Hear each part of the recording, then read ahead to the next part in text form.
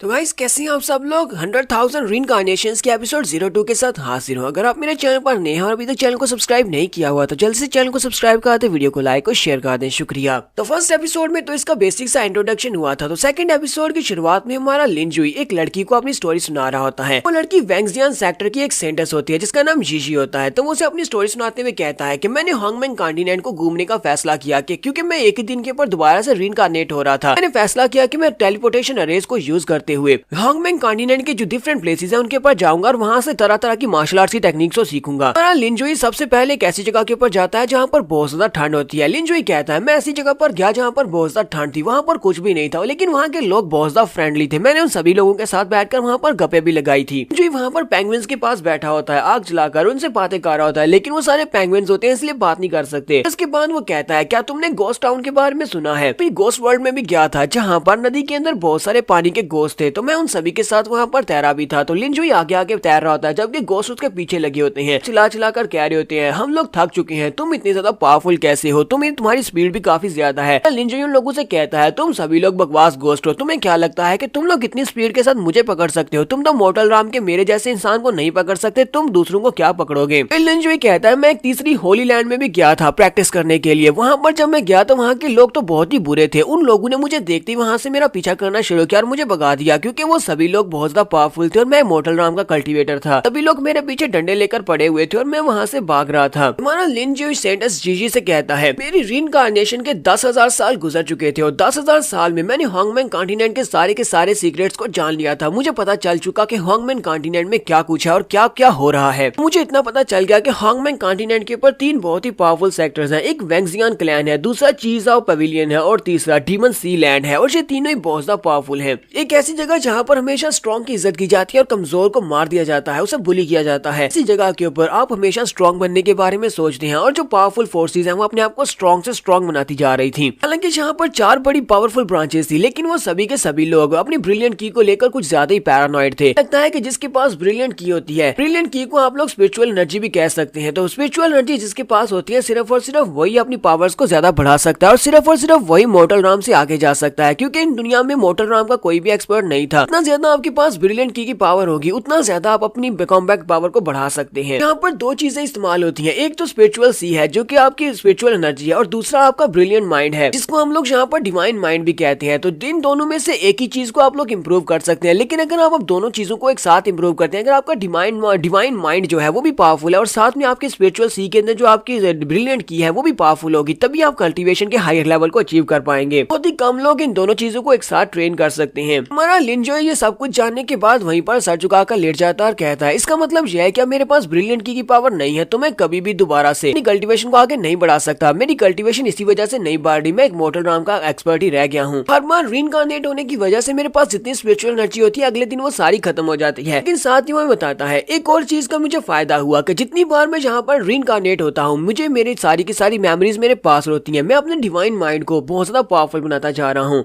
इसका मतलब यह है कि मेरे पास जो डिवाइन माइंड है वो इन्फिनिटली बहुत ज्यादा स्ट्रांग होता जा रहा था। अगले 50,000 साल तक मेरे पास जो ब्रिलियंट की थी वो सारी वहीं पर स्टक रही, यानी कि मोर्टल राम में स्टक रही। मेरी ब्रिलियंट की जरा भी नहीं बढ़ी। लेकिन मुझे 50,000 साल के बाद इतना अंदाजा तो हो ही गया था कि यहाँ पर ब्रिलियंट की का इतना ज्यादा ताल्लुक नहीं है जितना ज्यादा हम इस डिवाइन माइंड का है। कि अगर आपको अल्टीमेट स्ट्रेंथ चाहिए तो आप सिर्फ और सिर्फ ब्रिलियंट की को ही यूज नहीं कर सकते बल्कि डिवाइन माइंड को भी यूज कर सकते हैं। लिनजुई ने डिवाइन माइंड की पावर को हासिल करने के बाद अपनी 2 उंगलियों के साथ ही वो स्लैश लगा सकता है। वो आसमान के ऊपर एक स्लैश लगाता है तो वहाँ पर एक दादा पोता होते हैं, वो आसमान की तरफ देखते हैं। ग्रैंडसन अपने ग्रैंडपा से कहता है ग्रैंडपा आसमान की तरफ देखो वहाँ पर क्या है कि वो माउंटेन पूरी की पूरी डिस्ट्रॉय हो गई है। तो लिनजुई सिर्फ अपनी उंगली को घुमाकर पूरी की पूरी माउंटेन को डिस्ट्रॉय कर सकता था। ये 50,000 साल पहले की बात थी। लिनजुई कहता है तो यहाँ पर मेरे पास ब्रिलियंट की पावर तो नहीं थी, लेकिन ब्रिलियंट की जगह के ऊपर मेरे पास डिवाइन माइंड था जो कि पहले से ज्यादा पावरफुल हो चुका है और डिवाइन माइंड को यूज करते हुए मैं पावर्स को डिस्प्ले कर सकता हूँ। लिनजुई जीजी को बताता है कि 70,000 साल गुजर जाने के बाद मैं कॉन्टिनेंट की जितनी खूबसूरत लड़कियां थी उन सभी की सभी लड़कियों के साथ मैं सो चुका था। हमारा लिनजुई प्रिंसेस जीजी को बता रहा होता है कि उसने पिछले 100,000 ईयर्स में क्या कुछ किया है, वो अपने कारनामे से बताता है। फाइनली यहाँ से हमारी सीरीज की शुरुआत होने वाली है। तो हमें जीजी दिखाई जाती है। जीजी उसे कहती है तुम्हारे कहने का मतलब ये है कि तुमने ग्रेट मास्टर सुमेरे को डीमन सील के अंदर से जाकर आजाद करवाया, और सिर्फ इतना ही नहीं बल्कि पिछले 1 लाख साल से तुम दोबारा से एक ही दिन में दोबारा से रीइंकार्नेट होते आ रहे हो। तो हमारा लिनजुई से कहता है हाँ ये बात वाकई में सच है, यही वो एक ग्लोरियस थिंग है जो कि मैंने अपनी जिंदगी में की है। तो जीजी उसकी बात सुनने के बाद उससे कहती है क्या तुम्हें लगता है कि मैं तुम्हारी इन सारी बकवास बातों के ऊपर भरोसा कर लूंगी? मुझे तो लगता है कि तुम्ही ने मुझे पॉइजन दिया है। हमारा लिन जो से कहता है तुम्हें यहाँ पर परेशान होने की जरूरत नहीं है, मेरे पर भरोसा करो, मैं उन लोगों के साथ नहीं हूँ जिन्होंने तुम्हें पॉइजन दिया है, मेरे साथ आओ, मैं तुम्हें बचा सकता हूँ। लेकिन वो उसकी बात को इग्नोर करते हुए सामने की तरफ चल पड़ती है और कहती है मुझसे दूर रहो, मुझे लगता है कि तुम एक बुरे इंसान हो, मैं तुम्हें फॉलो नहीं करूंगी। वो चलती हुई आगे की तरफ बढ़ी होती है। हमारा लिन जो से कहता है तुम बस थोड़ा सा आगे बढ़ो, जैसे तुम थोड़ा सा आगे बढ़ोगे कुछ ही सेकंड में तुम्हारे सामने कुछ लोग अपने हाथ में मिसालें लेकर खड़े होंगे, लोग तुम्हें पकड़ने के लिए आए हैं, तुम आगे बढ़ोगे वो तुम्हें पकड़ लेंगे। तो जीजी उसे कहती है बस भी करो, मैं तुम्हारी किसी बात पर भरोसा नहीं करने वाली। तुम्हें क्या लगता है कि अचानक से यहाँ पर आगे से कोई निकल आएगा? अगर कोई निकल भी आया तो मैं वापस तुम्हारे पास नहीं आने वाली। जैसी वो थोड़ी सी आगे बढ़ती है तो उसके सामने दो लोग होते हैं, उनके हाथ में मिसालें होती हैं और वो कहते हैं हमें प्रिंसेस मिल गई है, चलो जल्दी से उसके पीछे चलो, उसे पकड़ लो। वो दोनों बड़ी स्पीड से भागते हुए उसकी तरफ आगे बढ़ते हैं, जबकि प्रिंसेस भी काफी ज्यादा घबरा जाती है और चिल्लाकर कहती है कोई मुझे बचाओ। तो वो दोनों गुंडे उसकी तरफ आगे बढ़े होते हैं और कहते हैं चलो जल्दी से पकड़ लो वरना यंग मास्टर में बिल्कुल भी नहीं छोड़ेंगे। तो प्रिंसेस जीजी भी जल्दी से जंप करते हुए पीछे की तरफ हट आती है और माले लिंजुई के पास आती है और उसे कहती है प्लीज मेरी हेल्प करो, इन लोगों को रोको, मुझे बचा लो। वो जल्दी से भागती हुई माले लिंजुई के पीछे आकर छुप जाती है। लिंजुई कहता है मुझे बताओ क्या तुम्हें मेरी बात के ऊपर भरोसा हो रहा है? वो उसे कहती है हाँ मुझे तुम्हारे पर पूरा यकीन है। तो लिंजुई से कहता है तो फिर ठीक है, फिर मुझसे एक बात का वादा करो, एक बार मैं यहाँ पर इन लोगों से निमट लूं उसके बाद तुम्हें मेरे साथ आना होगा। प्रिंसेस कहती है हाँ ठीक है मैं तुम्हारे साथ आऊंगी। तो लिंजुई उन दोनों गुंडों को वहीं पर मार देता है। उन दोनों को मारने के बाद वो प्रिंसेस जीजी को अपने साथ लेता है और कहता है मेरे साथ आओ। वो उसे अपने साथ लेते हुए एक बड़े से पेड़ के पास पहुंच जाता है। वो पेड़ अंदर से खोखला होता है। वो उसे कहता है चलो ठीक है आप जल्दी से इस पेड़ के अंदर चले जाओ, इसके अंदर एक सीक्रेट पैसेज है, तुम्हें यहाँ पर इसके अंदर पहले जाना होगा। वो उसे कहती है लेकिन तुम मुझे अंदर क्यों लेकर जाना चाहते हो, इसके अंदर क्या है और मुझे ये बताओ कि ये सीक्रेट पैसेज कहाँ पर खुलता है। तो मैंने लिन जो से कहता है मैं तो इस सीक्रेट पैसेज को बहुत बार इस्तेमाल कर चुका हूँ, तुम्हें अंदर जाने का इसलिए कह रहा हूँ क्योंकि एक बार तुम इसके अंदर जाओगी तो दूसरी तरफ जब तुम निकलोगी तो वहाँ पर वो लोग खड़े होंगे जो लोग तुम्हें मरवाना चाहते हैं, जिसने तुम्हें पॉइजन दिया और जिसने तुम्हारे पीछे लोगों को भेजा था वो तुम्हें वहाँ पर दिखाई देगा। क्या तुम उन लोगों को चेक नहीं करना चाहती? क्या तुम जानना नहीं चाहती कि तुम्हें पॉइजन किसने दिया है? तो प्रिंसेस उसे कहती है हाँ क्यों नहीं, मैं उसको देखना चाहती हूँ, मुझे एक बार वो मिल जाए उसके बाद देखना मैं उसका क्या करती हूँ। वो बंदा जिसने मुझे नुकसान पहुंचाने की कोशिश की मैं उसे मार डालूंगी। हमारा लिन जो से कहता है तो फिर चलो जल्दी से अंदर आ जाओ। तो वो दोनों सीक्रेट पैसेज के अंदर चले जाते हैं। थोड़ी देर उसके अंदर चलने के बाद जब वो दूसरी तरफ से बाहर निकलते हैं जीजी हमारे लिन जो से कहती है यहाँ पर तो कोई भी नहीं है, तुमने क्या मुझे बेवकूफ बनाया है? तो लिन जो से कहता है जरा सब्र करो, वहाँ पर सामने देखो वो लोग पहुंच आए हैं। तो जैसे वो लोग सामने की तरफ देखते हैं तो वहाँ पर उनके सामने एक यंग मास्टर होता है और उसके साथ दो गार्ड्स होते हैं। जो कहता है लो यही वो लोग हैं जिन्होंने तुम्हें पॉइजन दिया था। तो यंग मास्टर वही है जिसने पहले दिन हमारे जुंजी की जान ली थी। यंग मास्टर जिसका नाम सीटू जोई है, तो वेंगजियान पवेलियन के एक मास्टर जिसका नाम जान है, वो एक सुप्रीम एल्डर है, उसका बेटा है, इसी वजह से ये बहुत ज्यादा एरोगेंट है। वो हमारी प्रिंसेस जीजी को देखते ही कहता है ये कभी नहीं अभी तक होश में कैसे है? मैंने उन बेवकूफों को कहा था कि बेहोश होने के बाद इसे उठाकर ले आना। प्रिंसेस भी चिल्लाकर उसे कहती है सीटू जोई ये तुमने क्या किया है? तुम्हारी हिम्मत कैसे हुई मुझे पॉइजन देने की? क्या तुम मुझे मरवाना चाहते हो? मुझे ये बताओ कि तुमने मुझे कौन सा पॉइजन दिया है, ये किस किस्म का पॉइजन है? सीटू जोई उसे कहता है मैंने तुम्हें यहाँ पर एक स्पेशल पॉइजन दिया है जिसको चार्म पॉइजन कहते हैं। एक ऐसा पॉइजन है जिसका असर होने के बाद तुम्हें मुझसे प्यार हो जाएगा। ये एक बहुत ही स्पेशल पॉइजन है। ये सब कुछ इसलिए कर रहा हूँ क्योंकि तुम्हारे पास एक बहुत ही स्पेशल बॉडी है। अगर तुम्हारे साथ मैंने डुअल कल्टीवेट कर लिया तो तुम्हारी बॉडी के अंदर जितनी एनर्जी स्टोर है वो सारी की सारी मुझे मिल जाएगी और मेरी एनर्जी बहुत ज्यादा पावरफुल हो जाएगी और मैं बहुत ही हाई लेवल तक पहुंच सकता हूँ। साथ ही उसकी नजर जब लिनजुई के ऊपर पड़ती है वो उसकी कल्टीवेशन देखने के बाद कहता है प्रिंसेस जिंजी ये क्या तुम एक मॉर्टल राम के कल्टीवेटर के साथ क्यों घूम रही हो? ये तो एक कचरा है, तुम्हें कचरे के जैसे लोगों के साथ नहीं घूमना चाहिए। यहाँ पर हमारा लिनजुई उसकी बात सुनने के बाद हल्का सा मुस्कुराता है और हमें यहाँ की इनकी बेस के बारे में बताता है। वो कहता है इस दुनिया में कल्टीवेशन ही सब कुछ है। इन सभी लोगों को लगता है कि हमारा कल्टीवेशन लेवल ही डिफाइन करता है कि हम कितने पावरफुल हैं और हमारा लेवल क्या है। हंगमैन कॉन्टिनेंट में सबसे ऊपर ह्यूमनली एम्परर राम आती है, उसके नीचे ट्रांसेंडेंट राम आती है, फिर रिइनकार्नेशन राम आती है, उसके बाद यूनिवर्सल डिग्री राम आती है, फिर स्पिरिट राम आती है और उसके बाद लास्ट के पर मोटर राम आती है। मोटर राम जो कि इस वक्त मेरे पास है और मैं सबसे ज्यादा वीक हूँ। मोटर राम के लोगों के पास क्योंकि ब्रिलियंट की पावर नहीं होती, इसी वजह से इन लोगों को लगता है कि मोटर राम के लोग कचरा हैं। तो लिनजुई कहता है ये बेवकूफ लोग अभी तक इसी बारे में सोचते हैं। इन्हें लगता है कि ब्रिलियंट की पावर ना होने की वजह से हम लोग मोटर राम में फंसे हुए हैं और कभी भी लेवल अप नहीं कर सकते। लेकिन अफसोस कि इन लोगों को ये नहीं पता कि मेरी कल्टीवेशन लेवल इनके ह्यूमनली एम्परर से भी ज्यादा है। मास्टर सीटू जोई अपने साथ जो दोनों गार्ड्स होते हैं उनको अटैक करने के लिए आगे भेजता है और कहता है इस लड़के को मार डालो, प्रिंसेस को पकड़ा मेरे पास लेकर लेकर आओ। तो वो दोनों बड़ी स्पीड से उसके ऊपर अटैक करने के लिए आगे बढ़ते हैं। दोनों के पास उनकी तलवारें होती हैं। दोनों एक साथ जंप करते हुए हमारे लिंजुई के ऊपर अटैक करने लगे हैं। जैसे वो लिंजुई के करीब पहुंचते हैं, हमारा लिंजुई अपने पास एक छोटा सा नाइफ निकालता है। छोटा सा नाइफ निकालने के बाद सामने की तरफ घुमाते हुए एक स्लैश लगाता है। स्लैश इतनी ज्यादा पावरफुल होती है कि वो दोनों के दोनों गार्ड उसके साथ हिट होते हैं और वहीं पर गिरकर मर जाते हैं। इसके साथ साथ जंग मास्टर सीटू भी देखकर बहुत ज्यादा हैरान हो जाता है। हमारा लिंजुई उन दोनों को मारने के बाद जंग मास्टर सीटू से कहता है, अगर मैं यहाँ पर एक मोर्टल राम का एक्सपर्ट भी हूँ, फिर भी तुम्हारे जैसे कमजोर लोगों को मारना मेरे लिए बिल्कुल ऐसे ही जैसे कि मैं कमजोर चिकन को मार रहा हूँ। जंग मास्टर सीटू जोई भी काफी ज्यादा घबरा जाता है और कहता है, ऐसा कैसे हो सकता है? तुमने मेरे पावरफुल कल्टीवेटर्स गुलामों को कैसे मार दिया? तुम्हारे पास इतनी स्ट्रेंथ कहाँ से आई? तुम तो सिर्फ एक मोर्टल राम के एक्सपर्ट हो। मुझे बताओ कि तुम कौन हो? तो यहाँ पर हम लोग अपनी सेकंड एपिसोड का एंड करेंगे। एपिसोड की एक्सप्लेनेशन अच्छी लगी हो तो कमेंट करके जरूर बताइएगा। चैनल को सब्सक्राइब कर दे, वीडियो को लाइक और शेयर कर दे। शुक्रिया।